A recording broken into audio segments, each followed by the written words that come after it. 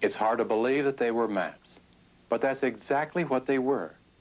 Primitive maps made by nomadic people who needed some kind of way of knowing their position as they wandered in search of food, moving from place to place. In the past, Labrador Indians along the coast of Canada drew astonishingly accurate maps on just pieces of bark. Eskimos carved maps on bone or pieces of driftwood like this in order to show the capes or the bays along the coast of Greenland.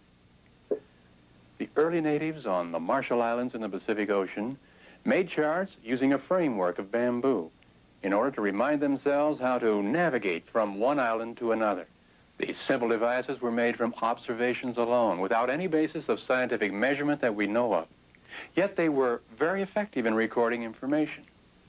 So too was the clay tablet, perhaps the earliest of all forms of mapping on the surface of the earth. You are looking at what is believed to be the oldest map in the world, dating back over 4,000 years. Notice the ruler alongside the clay tablet, showing its length at less than 8 inches. Scientists have studied the tablet carefully and have redrawn what's on it so that we can see what the map really looked like. Can you discover the hills on the east and west? What about a river? It flows between the hills, doesn't it?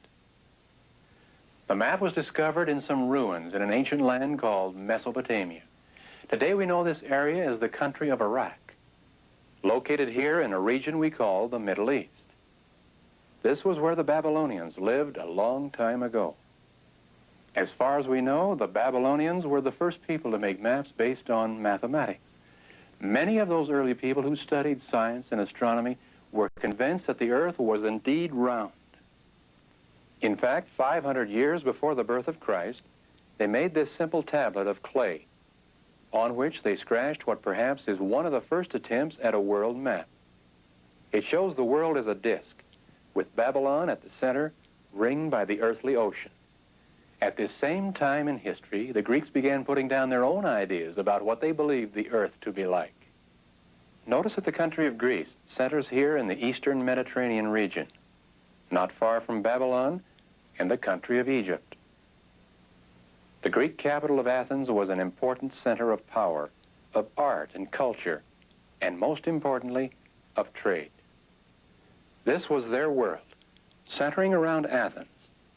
This is what they believed the world to look like, compiled from the work of such early Greek historians and geographers as Herodotus and Strabo. Notice that only 3 continents were known at this time: Europe, Asia, and Africa. Their shapes, of course, not very accurate. Surrounding all land was the great unknown ocean, believed to extend outward in all directions. Perhaps the greatest of all the early map makers was this man, Ptolemy, Claudius Ptolemy. He drew the world more accurately than it had ever been drawn before, and this was only 150 years after the birth of Christ. He too was a Greek, although he lived in Alexandria, Egypt. And like other Greek geographers, he was convinced that the earth was round. His 27 maps of the world, which includes this one, make up the first atlas ever put together. There were 10 maps showing Europe, 12 of Asia, 4 of Africa, and this one, showing the entire known world at that time. This important work was called Geographia. Each map was drawn with north at the top of the map, projected onto Ptolemy's own spherical grid system of latitude and longitude, which he designed in order to show the round earth on a flat surface. His methods of map construction are followed in principle even today. In fact, it's rather amazing that his work, his Geographia, rediscovered some 1,300 years after his death, was published in many different languages, and used over and over again by the best geographers of the day. No wonder we call Ptolemy one of the greatest of all map makers. For a long time after his death, ideas of science, earth measurement, map making were almost completely forgotten. It was a period in history that became known as the Dark Ages. In fact, this fragment, which is a copy of the original is all that remains of one of the oldest known Christian maps that we have. It was made in the 6th century A.D.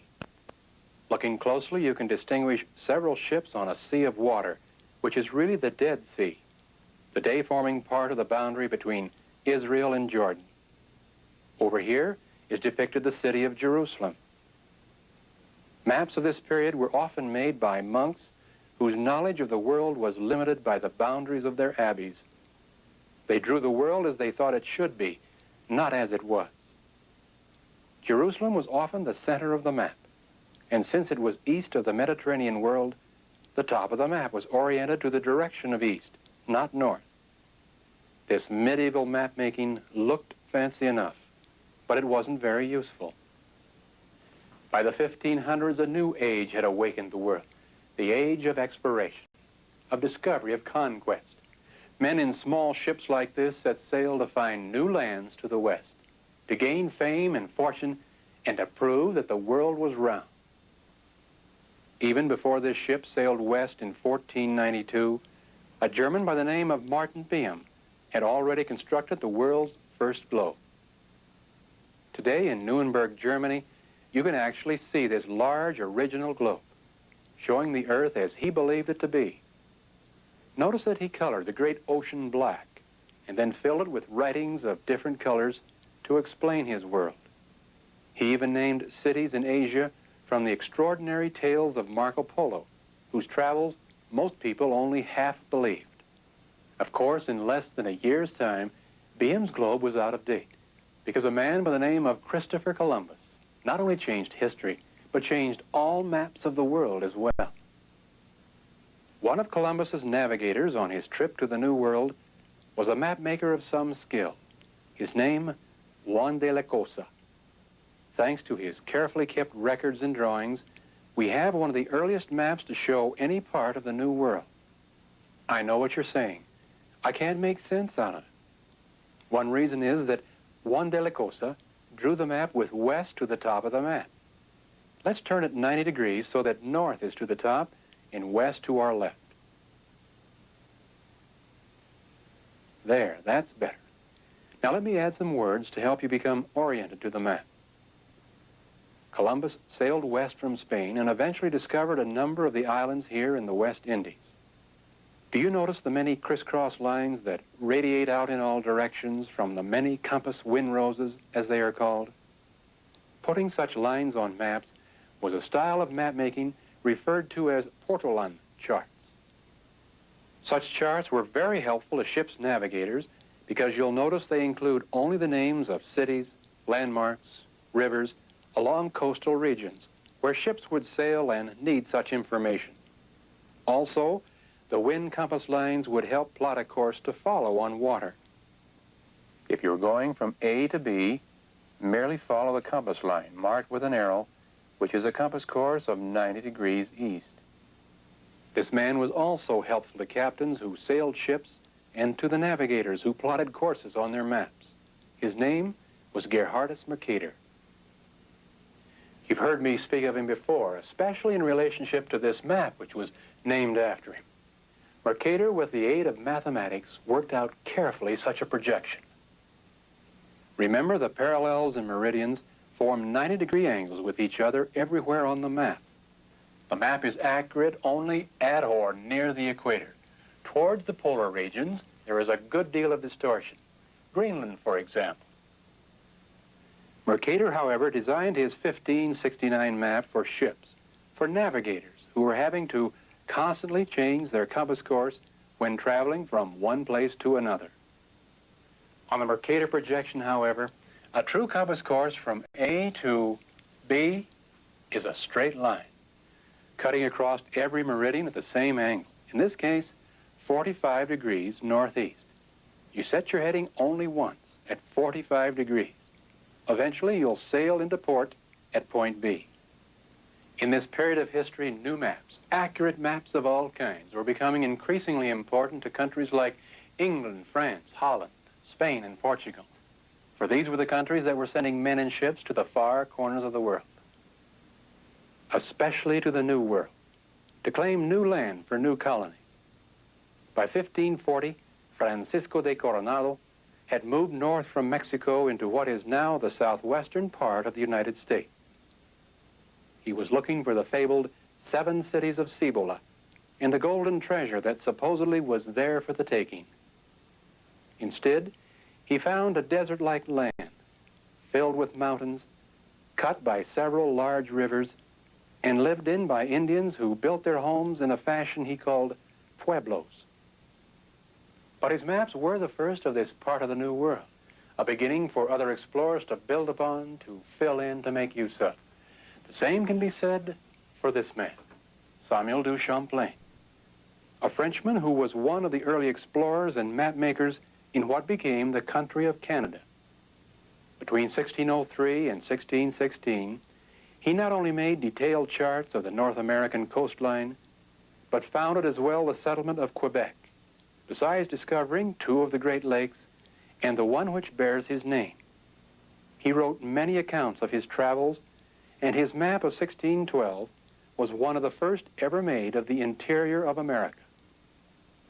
While Champlain was exploring for France in the north, the English were ready to settle in the south, the first permanent English settlement in North America, located here at Jamestown, Virginia, the year 1607. This map of Virginia, drawn by the famous Captain John Smith, is one of the most significant historical records of colonial America preserved for us.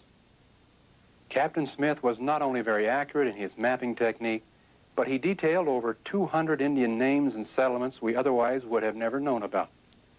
Even this line of longitude, which helps to locate Cape Henry, is less than 8 degrees in error from its true position, an amazing accomplishment in view of the fact that the scientific equipment to measure longitude precisely wouldn't even be invented for another 100 years.